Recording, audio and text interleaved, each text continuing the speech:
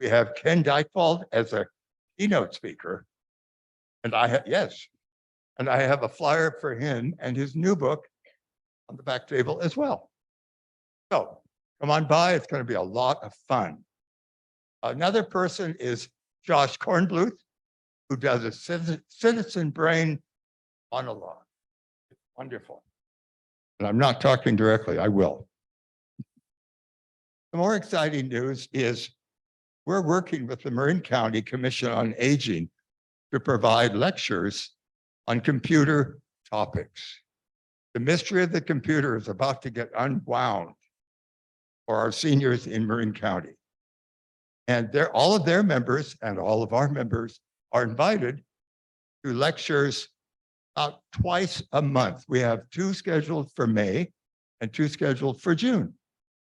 And they're about things like computer security, what is the cloud, all this sort of stuff in a language that we as older adults can understand. So feel free to come on board.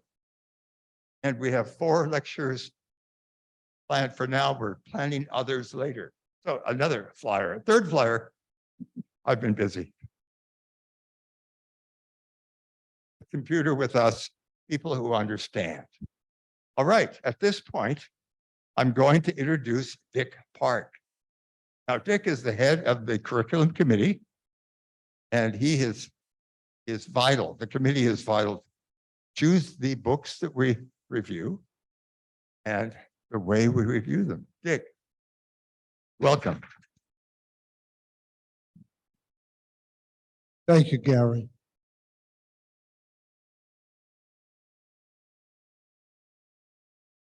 Noon to now completing 9 years of the curriculum committee, working closely with the library and with Book Passage to bring you interesting authors talking about their book, talking about how they came to write the book, talking about any questions that you will want to ask them when they have concluded the interview.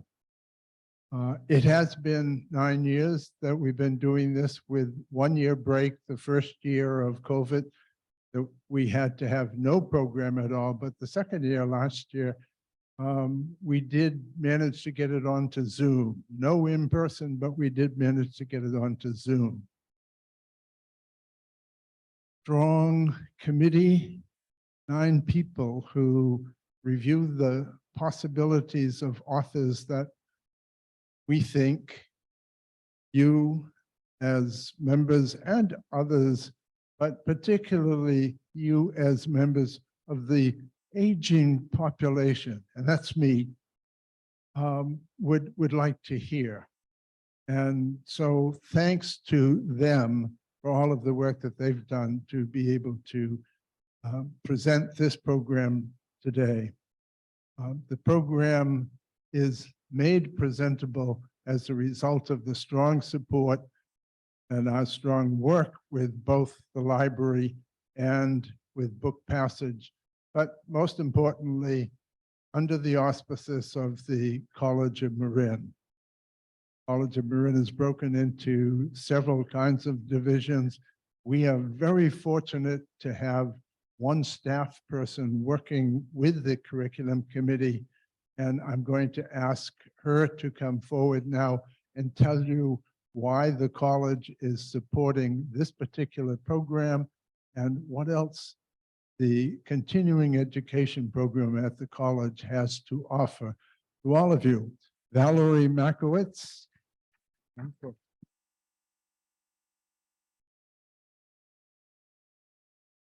Thank you, Dick, for that wonderful introduction.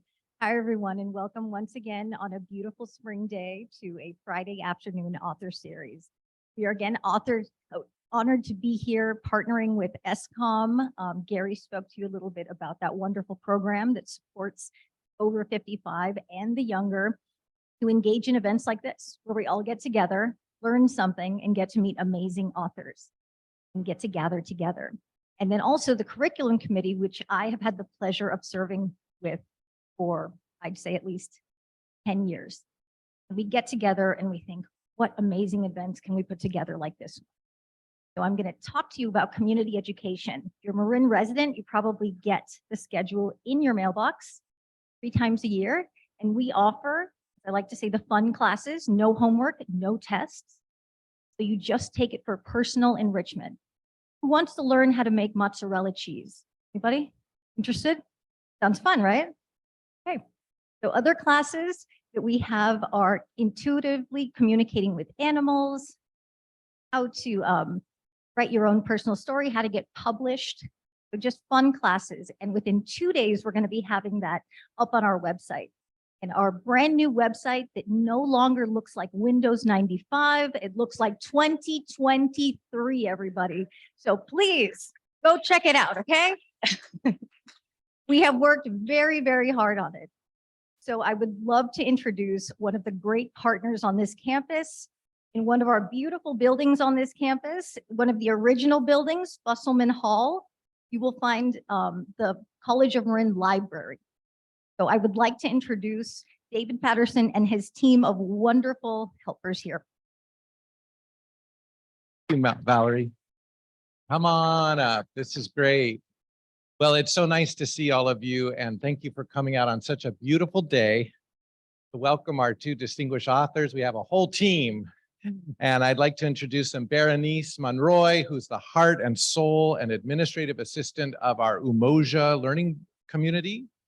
Natalie Fomperosa, student leader and volunteer and Umoja ambassador.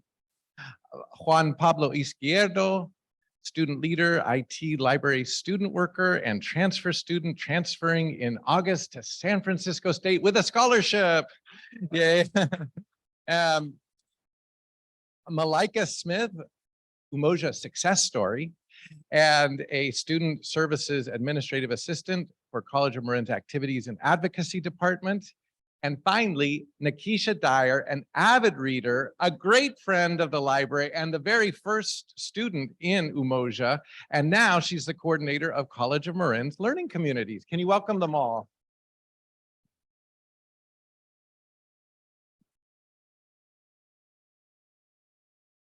We are lucky to have with us today Anita Gail Jones. Ms. Jones is a visual artist, professional storyteller, and writer. She was born and raised in Albany, Georgia, and lives here in Marin. Her debut novel, The Peach Seed, is available for pre-order from Book Passage. We are lucky to have Kay, bookseller from Book Passage, here today. Can everyone turn around and say hi to Kay? Yay. Please see Kay at the back to pre-order your copy. This novel will be published on August 1st in just 3 months, and we can't wait to read it. Ms. Jones maintains a strong connection with the southwest corner of Georgia where she grew up. The region is the setting for The Peach Seed. The Peach Seed was selected as a 2021 finalist in the PEN Bellwether Prize for Socially Engaged Fiction. The Peach Seed was acquired by the famous Henry Holt Publishing Company, which has been publishing excellent fiction, poetry, and nonfiction for over 150 years. Can I see a show of hands, please, if anyone here is a fan of Toni Morrison? That's what I thought. Well, guess who originally published Toni Morrison's novel, The Bluest Eyes?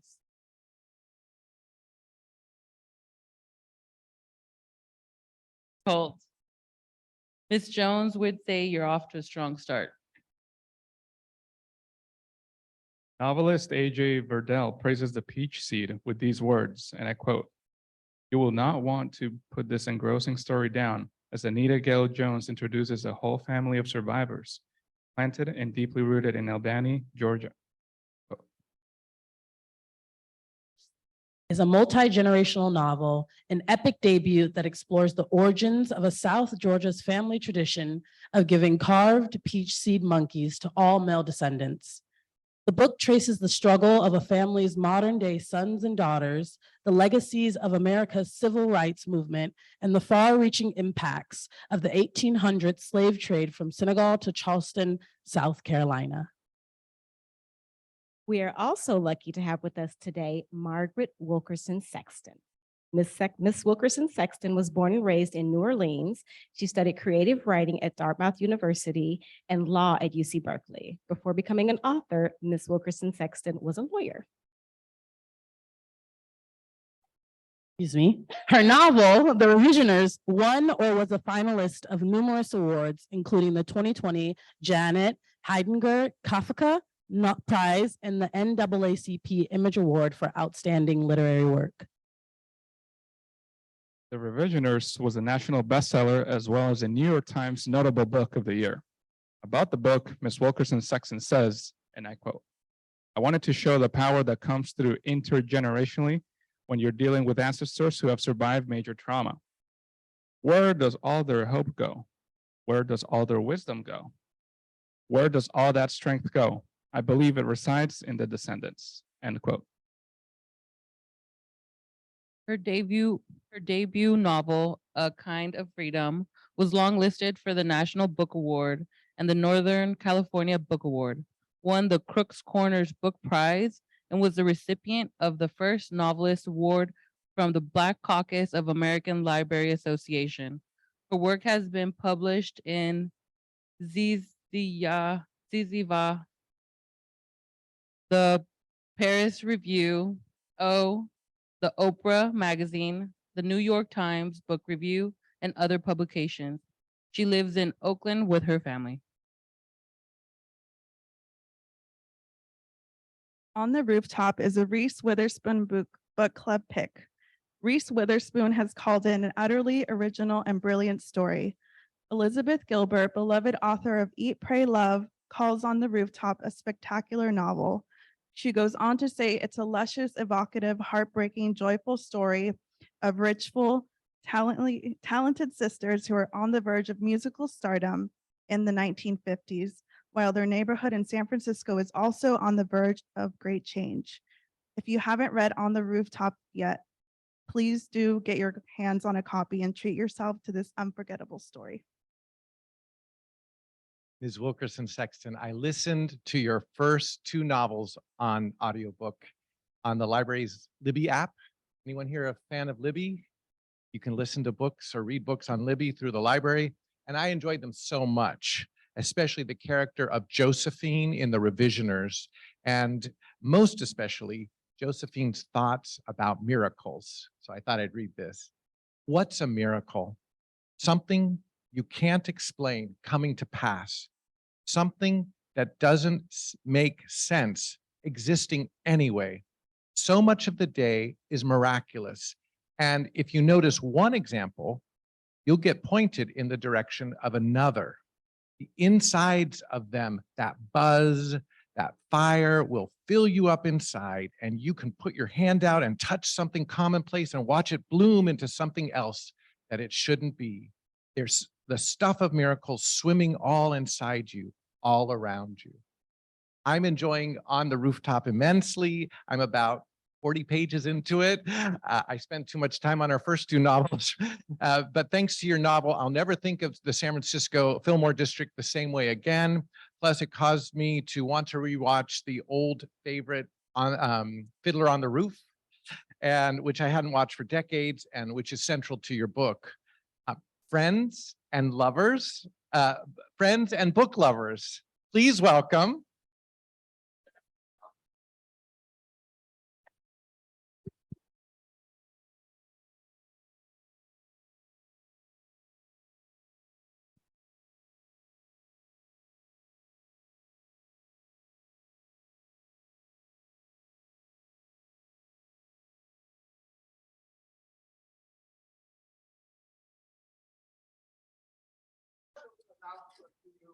The interview is please don't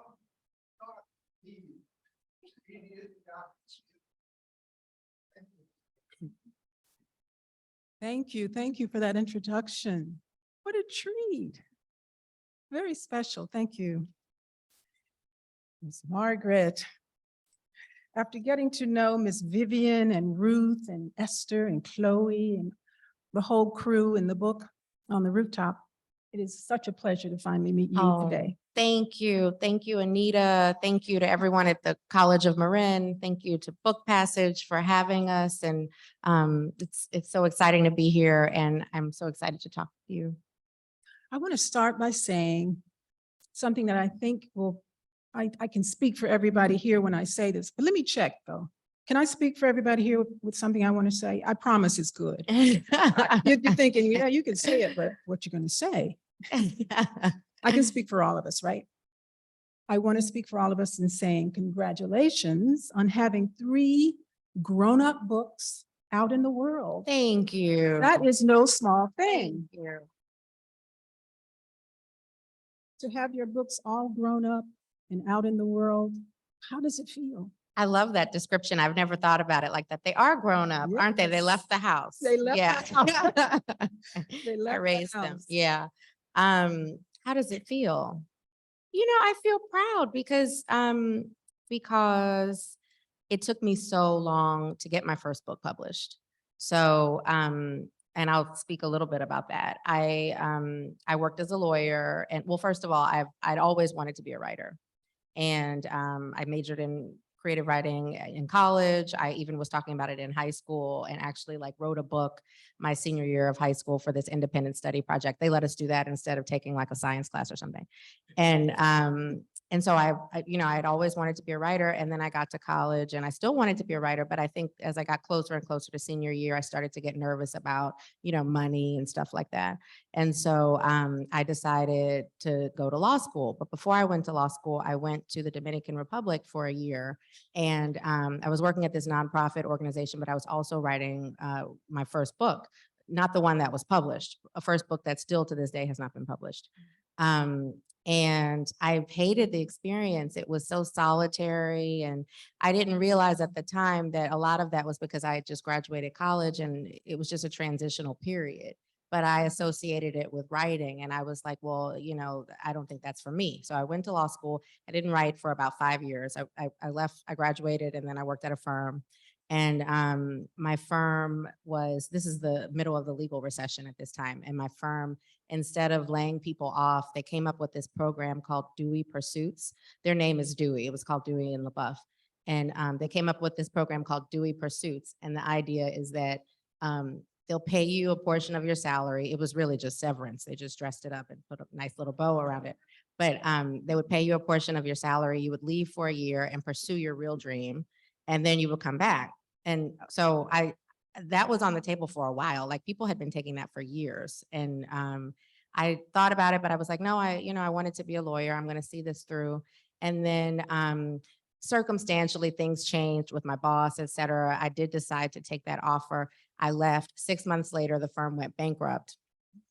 So there was nowhere to go back to. I could have gotten another legal job, but it was the middle of the recession. It was very difficult to find work. And so I was in this situation where I sort of had to write this book. It was what I said I wanted to do in terms of pursuing a dream. And so I started it, and I worked every day as if I were working at the law firm. I worked 8 hours at least on it a day. And I thought my idea was I'll do that for a year and then I'll get an agent. And of course, that did not happen in a year. It took about, I left the firm at the end of 2011. I got an agent in 2014. So it took 2.5 years to get an agent.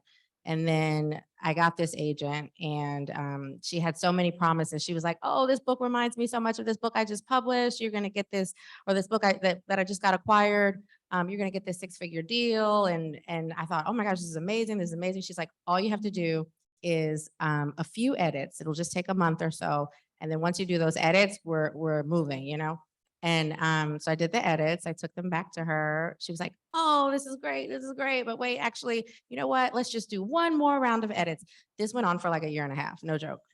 And so I ended up having to leave that agent, which is so tricky. I don't know if you know, but like having an agent as an author is like striking gold, right? It's the first step that typically you have to take, not always, but typically you have to take. And so getting rid of that agent, I really was like, I felt like I was just floundering and back at square one, but I did it.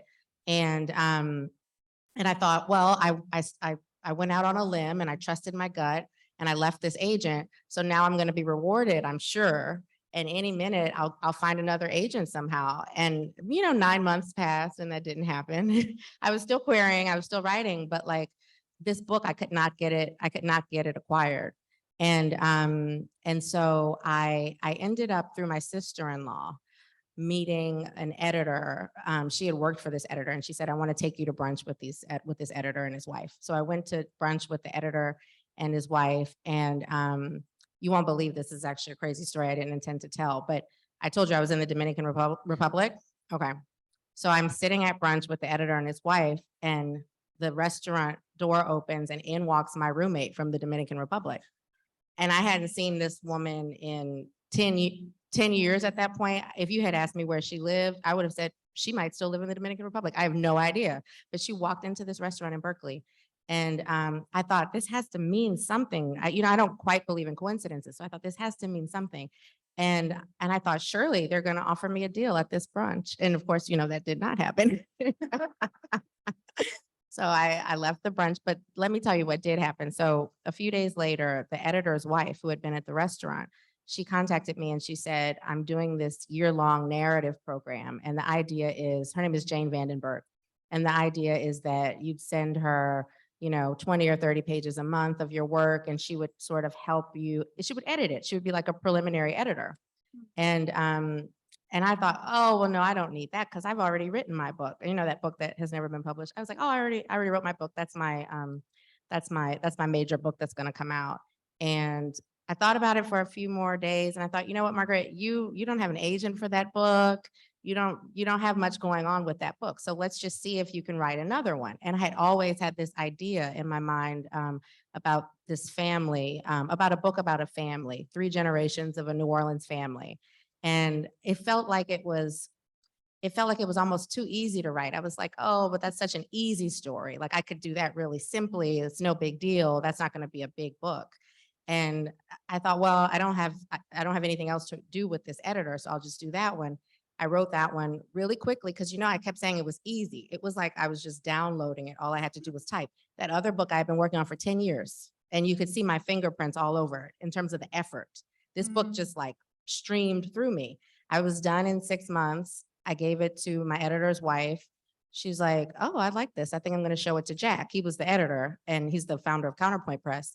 And he ended up wanting the book, but of course I didn't have an agent. So he was like, that's okay. He contacted 3 of his friends who were agents, and he was like, I want you to interview these 3 people and decide which one you want, which is such a total different experience from the one I had for 5 to 10 years. So this is such a long-winded response. I love it. I love it. But that's why I'm so proud, because I worked so much for it. And that's the thing with publishing. And I know you know this. I don't know anybody who hasn't worked like that to be published. It's such a tricky business. It's not like, I used to say all the time, it's not like the law where, you go to law school and you graduate, everybody knows the trajectory. This is something you can't predict when it's going to happen. And so I do. I feel proud. And well, you should feel proud. Thank you. I can't remember who said it. I read it somewhere recently. They said that your books are like, they form their own little family. They're out of the house now, they're out in the world, but they form their own little family out there, and they take care of each other. Oh, I love that. Don't you love that idea? I do. I had never thought about that. Your trilogy's out there taking care of each other, so you don't have to worry about it. That's right. That's They're right. taking care of each other. And I love this quote from Chloe in the book.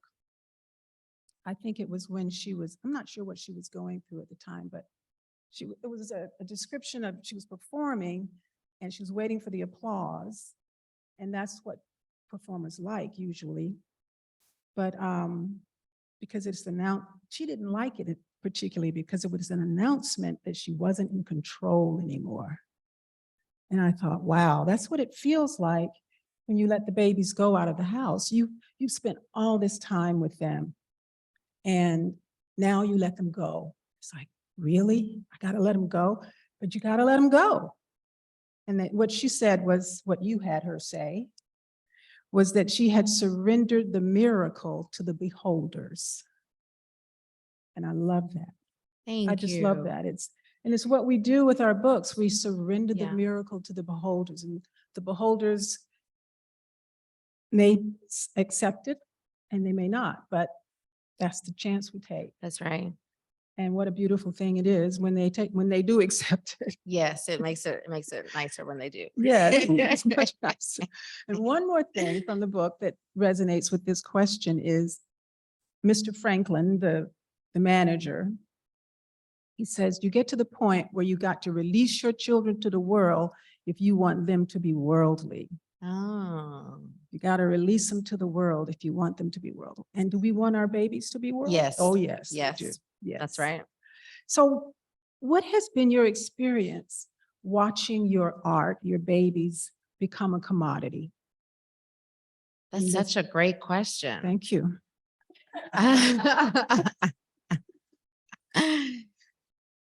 You know, my editor, Jane Vandenberg, she's my first editor. She wasn't my technical editor.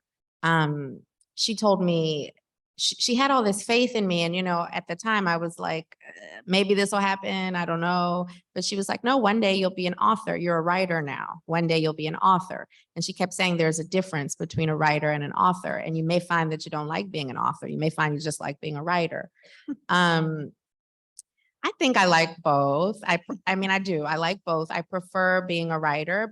Again, it's funny. I don't remember writing that line about Chloe. It was years ago, but it's true. It's a control thing. Like it's funny because when I'm writing, I actually am like so excited for it to be a book and so excited for it to get out there. But the comical thing is that I think I'm enjoying it more when I'm actually writing it because you don't know what people are going to say. And I think with the first book, it was a little bit easier in a way, ironically, because I didn't know anything about the industry. So I didn't know, like, they would, my publicist would be like, oh, you got a starred review in Kirkus. I'd be like, well, what's Kirkus? I literally didn't know. So I didn't know what to expect. Like, by the way, the first book didn't get a starred review in Kirkus anyway. That was made up. I just made that up. But the second one did. But, I think it was easier because I just was so happy to just have a book out there. I didn't care what the reception was. I just thought it'll be really cool if you can just buy it on Amazon. That's fine. And, or wherever. But then I think it gets trickier as you go on because now I know a lot about it now. I know which awards are out there. I know about reviews. I know the industry a lot better. And so it's easier to identify what you didn't get. And I do think writers are naturally kind of neurotic people. And like, I don't want to speak for you. I'll speak for myself. Very introspective. I think, you have to be you have to have a tendency to ruminate, if you're a writer. And so I think it is easy to get caught up in that world. And that's something I'm always trying to resist for myself. I'm just trying to focus on the art. I'm really just trying to focus on my craft and making sure I'm doing it the best I can. But it's tricky when you're an author because, reception, it would be impossible for me. I think there are some authors for whom it's not impossible, but it would be impossible for me not to care a little bit what the readers think. I want them to like it. Of course. Yeah. I understand what you mean. So how did you get the idea for On the Rooftop? Okay. So I like to talk about this. So my mom and I, when I was a child, we grew up. First of all, she wouldn't let me watch any movies that were R-rated. Well, that's not true. She let me watch R-rated movies as long as they didn't have sex in them. I think her idea was if I don't show her movies about sex, she won't even know it exists. And so she was like, there were a few movies, they were all like very eclectic. They didn't have anything to do with one another, but there were a few movies. Fiddler on the Roof was one of them that was like, it was constantly playing in my home. Truly, like I know all the songs, I know all the dialogue, and it was just constantly playing. And my mom and I were both obsessed with it. I learned later that my mom watched the movie when it came out in the 70s, I think, when she was a child. So, and we've seen the play a couple of times, but it was really the movie that was really constantly running. And so she called me one day. I don't remember when, but I know it was after 2005 because Hurricane Katrina had happened. And she called me and she said, I got a great idea for a book for you. Now, my mom calls me probably once every 2 weeks with a great idea for a book. And sometimes they're great and sometimes sometimes they're not great. So this, I'm just half listening to this. And she's like, you've got to write an adaptation of Fiddler on the Roof. And she's like, but you got to tell it from a Black woman's perspective. And my mom was really literal about it. Like she wanted it to really be exactly the same, like, 5 daughters trying to get married. She wanted it to be very literally the same. And instead of the father, though, she wanted it to be a mother. But otherwise, everything was pretty similar. And her idea was that the climactic scene of displacement would involve Hurricane Katrina. Of course, that would be the thing getting the people out of the neighborhood. And then the climactic scene would be the daughters and the mother holding signs saying, help me on the tops of their own roofs. The scenes that we were flooded with, during the storm. So I thought that was a brilliant idea. I actually was like listening by the end of it. And I was like, wow, I've got it. Yeah, I like that. The thing was, though, I had written about Hurricane Katrina. I wrote about Hurricane Katrina quite a bit in A Kind of Freedom. I also covered it a little bit in the revisioners, but I was kind of over it. Sometimes, I don't know if that happens to you, you get over certain material. And also, we've had other writers, Sarah Broom, Jesmyn Ward, who have touched on Katrina. I think The Yellow House, Sarah Broom's The Yellow House had just come out when I was thinking about writing this book. And I was like, yeah, no, I don't want to, that was covered. I don't want to do that again. She did such a great job with it. And so I thought so there was that piece. And then also I wanted this book I wanted the tone to be a little bit lighter. And a little bit more joyful than a book about Hurricane Katrina would have been. And also than my other 2 books had been. My other 2 books were a little bit more sober. And so I thought, well, there has to be some other example of displacement in the country, displacement of Black people in this country, because I needed the parallel displacement with Fiddler on the Roof. As you may know, the characters live in this community called Anatevka, and are forced to leave Anatevka by the Tsar and it's a tragedy. However, it's a tragedy, and yet Fiddler on the Roof is such a lively play. So I was trying to figure out how to work that balance. And so I started researching instances of displacement targeting Blacks, and I came across the Fillmore district. I had never heard, I knew about the Fillmore district, of course. I live in Oakland, and I used to live in San Francisco, but I didn't know its history. I didn't know that it had been dubbed the Harlem of the West, that it had been, that it was infused with music at this time in the 50s and the 60s. I knew about the Great Migration. I knew that many Blacks from the South and elsewhere had gone to California at that time. For the war, and then stayed, and I knew about their optimism, but I didn't realize that the urban renewal program came about in the late 50s and in the 60s and just wiped that community out of there. I had no idea. So I thought, wow, this is actually an interesting parallel. I'll be able to have them displaced. I'll be able to incorporate the music of Fiddler because it takes place during the jazz era in the 50s and 60s in San Francisco. And it also was a great way for me to honor, this is the first time I wrote a book that's not set in New Orleans. I'm from New Orleans. And I thought, I was a little bit hesitant to write a book set in San Francisco, but I thought, you know what, this will be a great way for me to do it because the main character in On the Rooftop is not from San Francisco. She came through the Great Migration as well from Louisiana. I'm from Louisiana. So it's almost like we have the same lens. I've been living in the Bay Area for about 20 years, and so had she. So it felt more authentic for me to tell that story through that lens. So it's kind of came together. I don't know if you feel like this, but I get a feeling sometimes, like when I know that I have the subject matter that I want, I get this feeling. I just know it. It just is very profoundly resonant. And I just knew that was it. I knew that was it. And I just kept going. Beautifully. You kept going in a beautiful way. And as I read it, and I both read it in my book club, and then several months ago, yeah, we read it in our well-read Black Girl Book Club. I didn't realize that. But that was months ago, so I'd already read it, and we discussed it. And then to get ready for this, I listened to it. Okay. And the narrator, by the way, what's her name? I don't. Miles. Her last name is Robin Miles. Robin Miles. Yeah. Oh my goodness. I love Robin Miles. She does a Yeah, beautiful job. she Like, does. Changes the voices and She's very talented. She's beyond talented. Yeah. It's really good, but Yeah. I kept wanting the soundtrack. I just, Oh, all the music, so much yeah. music A in lot the of people book. have said that. I can send you the soundtrack. Okay. Mhm. There's so much music in it and all the lyrics, the things, the songs that Chloe writes. And I just found myself, whenever we were approaching them singing and you wrote the lyrics, I thought, oh, I gotta get that. I wanna get that. I want that on my Spotify. Yeah. And I have a Spotify playlist. I that'll bet fit. you do. Yeah. So it was really interesting to watch how beautifully you put on the page your keen observations of the human condition in this situation.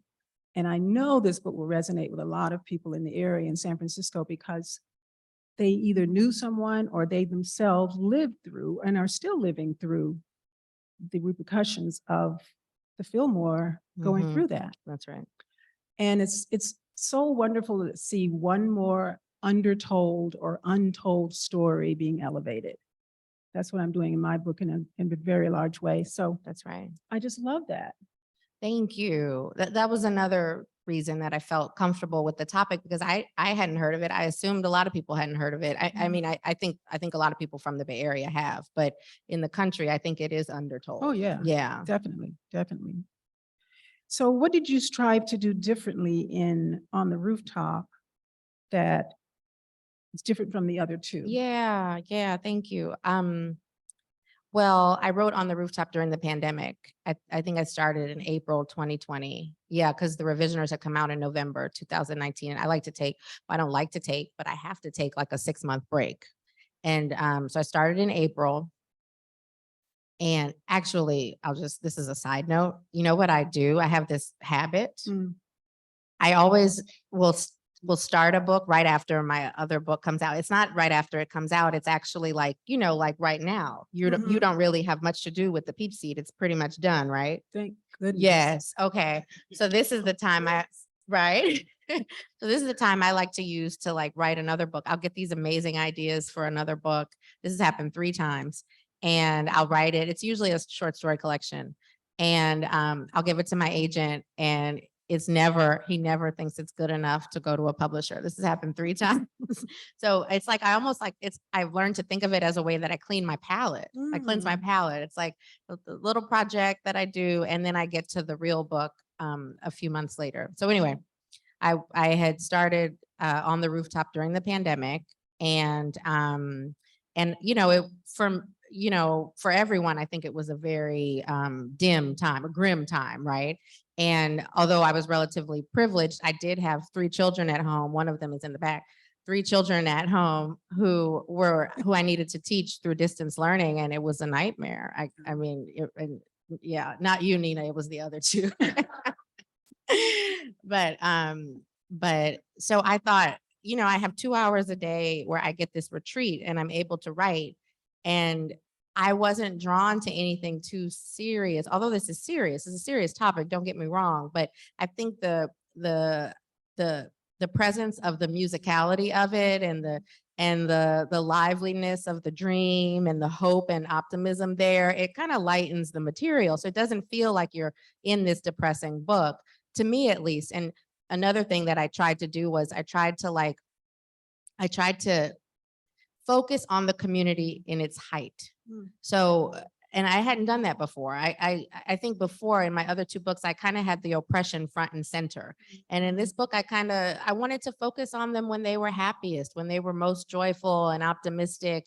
And we all know what's coming, right? You can kind of feel it through the tension and the foreboding, but it's on the periphery and it's not taking center stage because I just wanted to honor that community. I just thought how nice it would be to be a part of that. Like you don't have to, you don't even have to knock on people's doors. You just walk right in and everybody knows everybody and you share food with your neighbors, that kind of rich community. I just wanted to honor that. And so with this book, I sort of focused on the more positive because I thought, I have a few hours a day. I'm already depressed with this pandemic.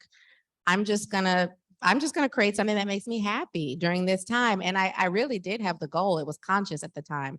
I had this goal of like transferring the energy I was feeling when I was writing it, which was very high level, joyful. I wanted to like transfer that feeling to the readers. Mm. I really had that conscious goal of just like, of just sharing the energy in that way. And yeah, so that was different. I hadn't done that before. Yeah, you can see that. So are you a singer? No. Well, I mean, in the Really? car, I sing. In the Yeah. car? Mhm. Because you really capture what it's like to be up on the stage at the mic and singing and pushing your Oh, voice out. I thought, Thank you. she's got to be a singer to really That's so nice of you. write so beautifully into that experience. Thank you. I did a lot of research with Okay. the music part. People like to talk about the research for the urban displacement, the urban renewal program, and that's true. That took a little bit of research too, but there wasn't as much there. I mean, it was pretty easy to encapsulate that in the book. With the music, I am not a singer. I'm not a dancer. I'm not a dancer. So even like I would say I put myself in my 20th percentile of dancers in terms of ability. And so even just figuring out how to say what the movements were in a different way, like, you know, that was difficult for me. Like I can't keep saying that they're dancing. I have to figure out how to describe that and each time a different way. That was very difficult because Yes. I don't have that personal experience of that kind of movement in that way. Right. Yeah. And you touch on something that is front and center in the process of writing. How many ways can you describe walking? He walked into the room. Well, that tells me nothing. Yeah. He sauntered into the room. He glided into all these different ways. So I'm sure you had to really just, It was a lot of, creative. yes. And it was a lot of like watching YouTube videos and like old videos that were on YouTube of people dancing at that time and just trying to figure out like at a very basic level what they Mhm. were doing. And I took this class in college. It was called Ed 20. And they wanted to change the way you thought about things. So they made you write papers. Like you couldn't say I sat in the chair. You would have to say I sat in I don't even know if it would say thing. I can't remember how we did it, but it would be like you describe it at its most basic level, like the square back and the wheels at the bottom. And the person would have to deduce that you were talking about a chair. That's kind of how I handled the Yes. dancing thing. It was just like I had to get it to the most basic elements of break it down. yeah. Yes, distill it down to Yeah. the moves. Yes. See, Right. That's you right. did that really Oh, well. well, thank you. Really well. I 'Cause tried. I'm not a singer either, so I Okay. was, I can dance a little bit. You can though. dance. Yeah. But, You're like in the 90th percentile of dance. It sounds like, Maybe. yeah. I'm not a dancer, but I like to dance. Did you have other titles for On the Rooftop? Oh, Or that's was such it a good always- question. Well, you know, it was based on Fiddler on the Roof. And I thought, hilariously, I thought this is so similar to Fiddler on the Roof. People are going to know from the first or second page that it's based on Fiddler on the Roof. And like people have read the book and not known. Many, many, many people, most people have read the book and not known. And I realize that everyone is not obsessed with Fiddler on the Roof. So they haven't seen it a million times. They're not looking for it. But so because I was basing it on Fiddler on the Roof, this was my mom's idea, actually. She thought I should call it The Roof. And I thought that was a great title too, but my editors were like, it's just too generic in terms of search terms. It was just a marketing decision. Right. And so, and that's a good point. And so they gave me like a list of maybe 10 titles. One of them was Up on the Rooftop. I went over the titles with my kids and we kind of all decided that this was the title. And yeah, I'd still like The Roof though. But The Roof. this works better for all things considered. But aren't you glad that it doesn't depend on Fiddler on the Roof to be enjoyed? and Yes, I am. appreciated? You're right. I am think grateful that's a for that. good That's a thing. good point. That's a really good point. You're right. So we were supposed to have you read at the top. I just Oh, realized that's that. okay. It doesn't matter to me at all. So I we can do read it now. Yeah, absolutely. Let's do that. Okay, so I'd like to read from this section where Vivian, the matriarch, is meeting with the manager for the first time, and the manager is offering her daughters the deal, and she has to decide if she wants to take it. It's everything she's been praying for, but all of a sudden, when it's presented to her, she can see the upside and the downsides. Okay. She took another sip and studied the room once more. The alcohol had cleared her in a sense, and she could see now that even here at Champagne Supper Club, one of the big three in the city, the stage was dusty. The chorus girls' wigs were slanted, their recent baby pooches hanging over their panties. The Johns were losing their patience with the night ladies who took their time. Last week, Vivian had written "Final Act at Champagne" down on a sheet of paper and taped it to the icebox as their next big dream. But now, in the last hour, she had begun to want more for her daughters, a hell of a lot more. And if sending them off was the path there, she would have to let them go. Maybe it was the only opportunity they'd get. She looked up. Yes. What's that? Mr. Franklin asked. Yes, she repeated, feeling like she was coming to. Is that so? She nodded. You got it. It's a deal. She stuck out her hand and she was glad she had taken the time to polish her nails that evening, cherry red, just like her lips, and he squeezed it tight. He was the type of man who seemed to always get his way, but he appeared surprised now, pleased but surprised. You serious, aren't you? He asked, standing. No doubt the other people in the club thought they were forming more than a business alignment. Standing too, she could feel how much she'd had to drink. She had to hold on to the edge of the table before she joined him in an embrace. When she pulled back, he signaled again to the waitress, this time for a round for everybody in the place. I'm managing her daughters, he yelled out to all of them, and the chorus girls were still shaking their behinds. They'd taken off their gowns, kicked them flat on the front of the stage, and they leaned toward the audience and shimmied their chests, their overflowing coconut bras jiggling. He's managing my daughters, Vivian called out to whoever hadn't heard, and the chorus girls cheered on their way off stage, arm in arm now, snapping their legs up to the ceiling in unison. In the audience, a group formed around Vivian. The news had brought everyone to life, the bored wives, the impatient Johns, the ladies of the night who had shielded themselves, all right, shielded themselves 5 drinks deep. By now, these ladies would have celebrated a murder, but luckily it was goodness tonight that called their names. Even the whites stood and clinked their glasses. The band joined on stage and played a tisket a tasket, and Mr. Franklin took her hand and they came together and circled while she kicked her legs in short, quick jerks. And then he extended his arm to swing her out and watched her switch her hips on her own. And then he brought her in again, only to lift her and spin her on his back while the crowd cheered. A lady usher at the church who cooked for Lena's barbecue restaurant accepted the hand of Deacon Washington, and they came together so tight there was no room for Jesus. But everyone was too mirthful to care, and the likelihood was it wouldn't get carried back to Shiloh the next day. And then a John took a lady of the night, and then a man took his own wife, and then a different man took a different man's wife. And the whites didn't know the moves, but they switched their hips to a distinct pulse of their own. And the chorus girls who had been on stage earlier jumped back on and sang. And then the trumpeter switched the tempo, and they weren't playing anything any of them knew. Now it was the saxophonist meeting eyes with the pianist and the drummer nodding back at the clarinet, and it was Vivian too, and not just her, but all of them, the collective soul of the place. The news Vivian had shared, the John's hopes, the wives' fears, all melding into one frequency. It was driving the sound, which was also in their bones. And without realizing it, they were all kicking their feet out at the same rhythm, snapping their bodies into their partners and back out again onto the floor, swerving and hopping and floating, really. And the joy of having formed something streamed through Vivian, lit her up, made her feel like she was shining. And she had had that feeling before when she was married, quick and simple as it was. And when she'd born each of the girls, of course, she had slipped above the ordinary world for a moment. And then the most recent time, she was at Jack's in the front row, watching her baby sweep a room up into their command. And she'd gone silent for some time, staring in awe. And here it was again now. She could sell this moment, she knew. People would pay everything for it. She would herself if she could learn to carry it beyond these walls. But for now, it was free, even to the whites who ventured down to the Fillmore for the barbecue and the blues, and who today, for the first time, had lingered. Thank you. Oh, thank you. Q&A. So, thank you so much, Margaret. Thank you I so love much. that I passage. thank you, and I love this conversation. We could talk a long time, couldn't we? Yeah, we sure could. But we Well, want we to ask. talked an hour the other day. I was, Yes, you yeah. did. That's fine. But we want to have a Q&A at this point. If you have questions.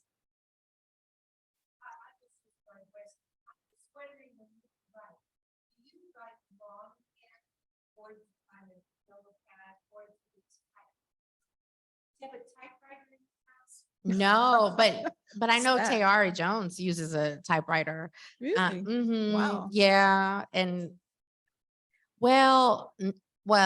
so I don't typically, I usually type, but I'm trying something new for this next book I'm working on. And I actually have started writing it longhand. I'm just trying something new because you know why? Oh, AJ Verdell in her book about Toni Morrison. Yes. Okay, did Miss you, Chloe. she's, yeah, Miss Chloe, she said, because she used to teach at Princeton with Toni Morrison, and she said one day Toni Morrison asked her, one day Toni Morrison told her, I can tell the difference between the students who type and the students who write by hand. And AJ Verdell said, how can you tell? And Toni Morrison said, the ones who write are better. The ones who write it longhand are better.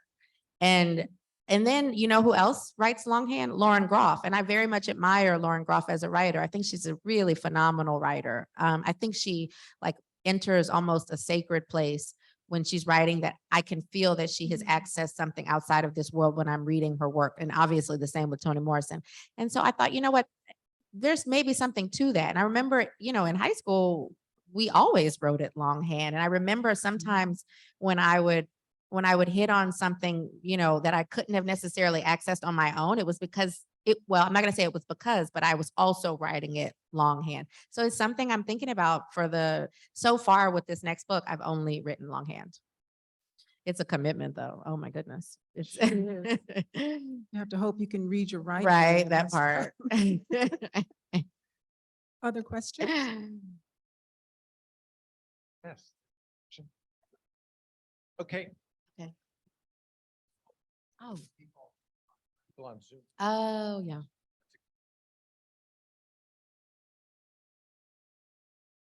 So when you start writing, do you write with an outline? Do you write organically? How do you organize it? And has your training as an attorney helped you learn how to plan your writing? That's such a good question. I think it has. I think I especially with the first two books, not as much with this one, but with the first two books, I didn't even want to start thinking about the outline or the book itself until I had figured out what it was I was trying to say, like almost like a thesis. And that to me is reflective of the law school, the way we used to write legal memos. That's where I got that from, like starting out with your main point and then backing it up with facts. And we had this whole way of writing called Iraq, where it was like you would do the issue, you would write the issue, and then you would write the rule or the law that it was based on, and then you would apply the law to the facts in that situation, and then you'd have a conclusion. I almost feel like I write like that. Like I feel like I know what I want to say, and I use each scene is like the way I'm applying what I want to say to the work, to the facts, if that makes sense. And they're all supposed to be there to support my thesis. And so, yeah, I didn't do it as much with this book, but the first two, certainly. I do always use outlines. And this time, I wrote a very intense outline for this fourth book, which I just started writing a few days ago. But I did something that I don't normally do. I usually just do a little bit of research, like I know what I'm going to write about. I do a little bit of research on it, and then I write, and then I go back to my research and do extensive research, and then fill in the gaps of where I know I have. It's easier that way because you have like specific gaps. You're like, oh, I need to know how to run a farm in 1920. So I'm just going to look at that, as opposed to like looking up everything that was going on in 1920.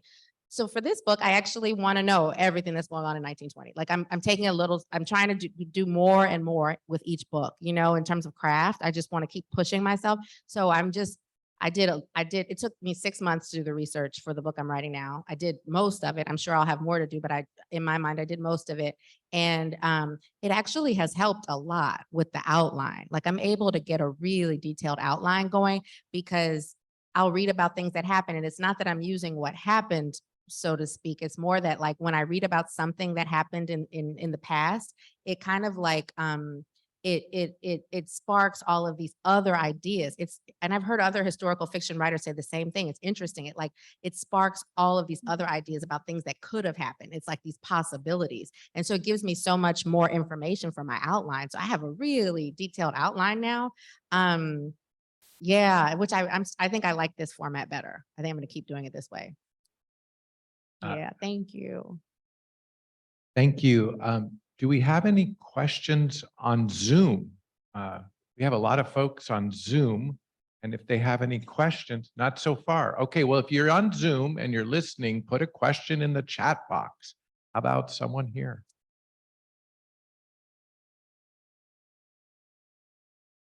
Yeah.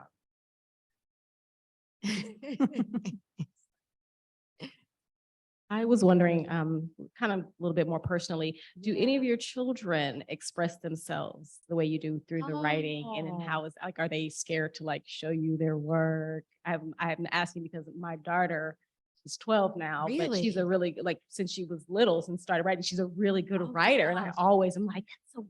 I'm like, you wrote that? Yeah. So I'm just wondering, like, she's not really into it, but she's good when she has to do it. So like, how do you encourage that, like that continued expression? That's such a good question. Okay, so it's like tricky. No, well, so my youngest son is 6. He's not writing anything. We're teaching him how to read right now. So I have twins who are 9. And yeah, I think my daughter, you love to write, right? I think she writes creatively, I would say. She writes creatively. And my son, her twin is, would you say he's extremely creative in terms of, yeah, I mean, he's extremely creative, and he sort of thinks in that way, you know, you can kind of tell. And so what I try to do with both of them is just like, I definitely edit their work for school. Like if it's homework, yes, I'm going to correct, but I don't correct when it's creative. I don't do anything. I just kind of stay out of it, like, except for encouraging. It's only positive. I'm just like, that's amazing, you know. And as a mom, as a writer, you know, as a person, of course, I'm like, oh, I maybe would have done it that way, or I maybe would have done it that way. But it doesn't matter. It's not about me, because I just want to keep that place really sacred for them and really, you know, clean for them. I want them to just have total positive relationships with their art. And I think my parents did that for me too. I don't think I'm like, you know, breaking the mold or whatever the expression is. My parents were pretty good about that. Like they never critiqued my personal writing, my creative writing. Harvey says there is a question from Zoom. Would you like to read it, Harvey? Sure. Can you tell us more about the, Fillmore displacement? Yeah.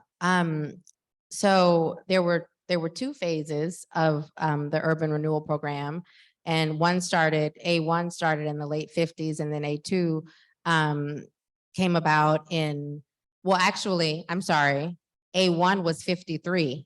And A2 was the late 50s and the early 60s. And in total, they displaced about 13,000 Black people from the Fillmore district, and people who own their own homes were compensated by law, but not fairly, because they were able to distort it so that it wasn't really at market value.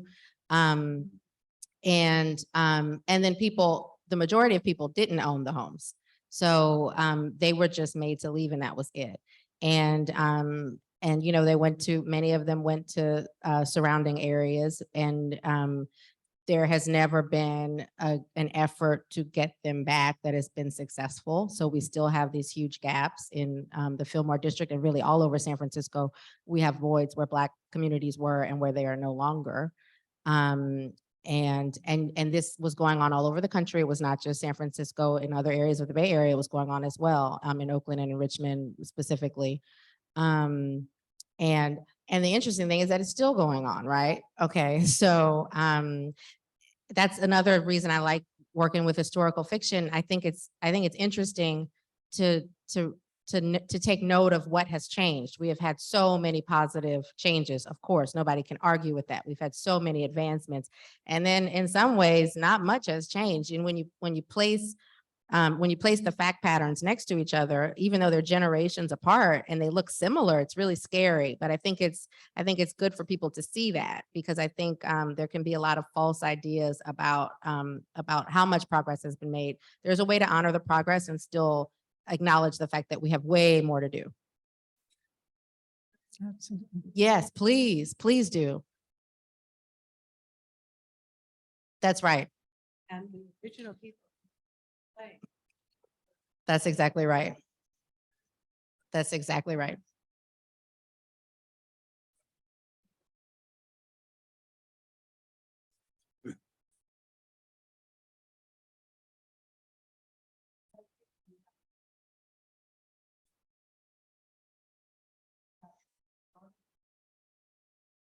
Oh, gosh, yes. And there's a line in this book. I don't know if I'm going to be able to find it, but it's something like Vivian had a Japanese neighbor and Oh, they used to yes. share I remember- food. Yes. I remember And that. there's a comment, and I meant this in there as a form of foreshadowing and also as a way to acknowledge that it's the same systems of displacement affecting people of color. It's not just Black people, it's a system. And there's a line in here where she's like, I don't like to think about that, but one day she was there and then the next day she was gone. And I don't like to think about that. And anyway, nothing like that would ever happen again.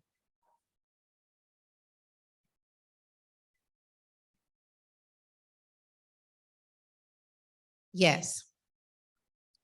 That's right. That's right.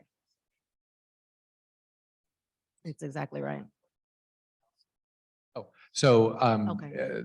the comment was that the title was particularly relevant because there was layer upon layer of injustice with both the Fillmore district, the Japanese Americans and the African Americans, and in Fiddler and the Roof.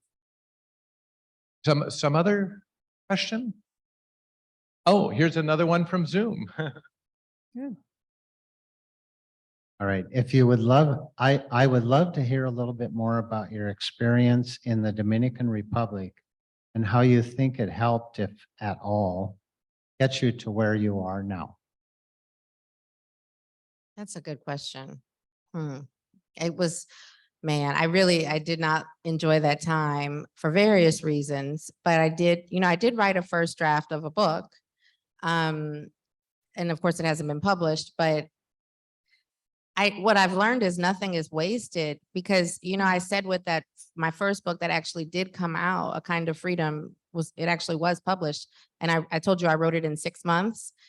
That's because I had worked for 10 years on a book before. I was accumulating my skills. Like I wouldn't have been able to write that book in 6 months if I hadn't been, working so hard on the first one, and it seemed like it was fruitless at the time. It seemed like nothing is coming of this, but it actually just transferred. The skills, of course, transfer. So now I haven't been able to write another book in 6 months. Seems like maybe a one and done thing. but I learned quite a bit. And the thing is, I was self-taught. And we were talking about this on the phone. I don't have an MFA. I teach an MFA program, but I don't have an MFA. And so I had to teach myself. I was just reading books. I was just reading fiction and teaching myself how to do the same thing people I admired were doing. And that was all that 10-year period, in the DR and elsewhere. That was all of that, and I think it was all cumulative and accretive. I have a question for both of you. Can you talk about your writing routine? Are you early risers? Do you write late at night? Do you have a special place in your home where you write?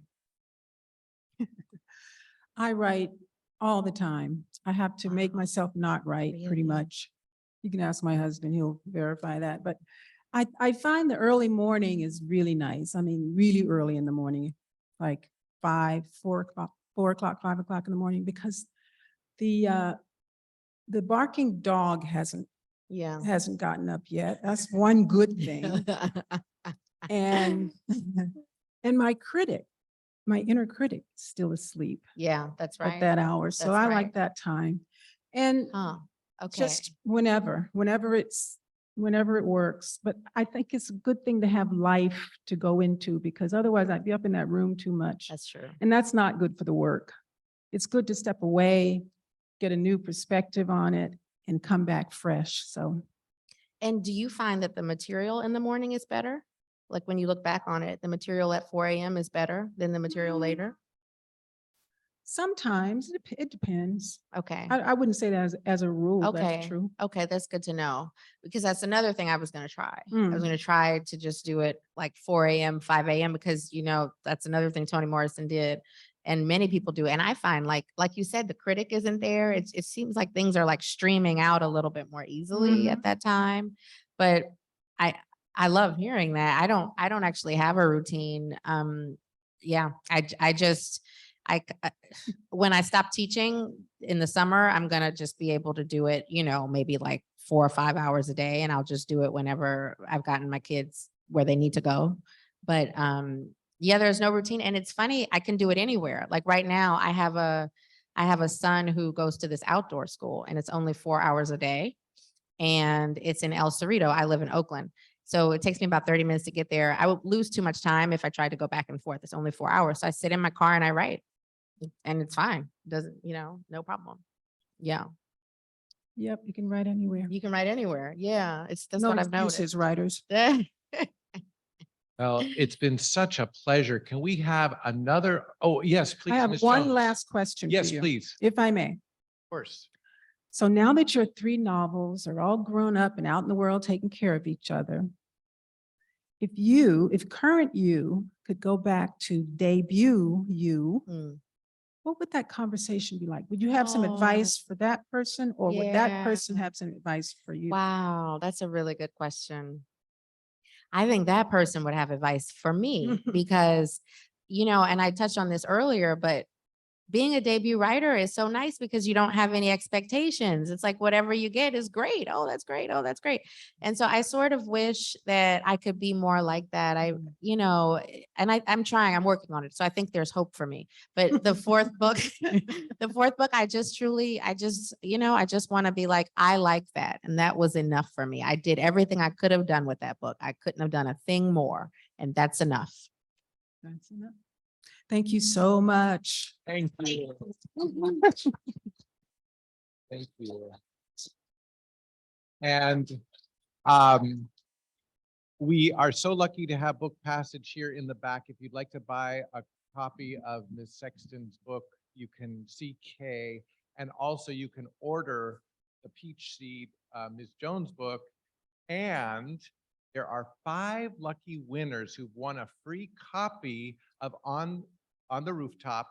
And if you stand up and fold your chair up, you'll see it wow. says lucky winner. It's No taped to the way. bottom of your No chair. way. Oh my God, I love that. Who's That's brilliant. it might be in a chair near you. Oh, there's one. There's one. Nice. There, you got That's one really too. cool. Yeah, well, it was a group effort. Wonderful. One more round of applause for our authors.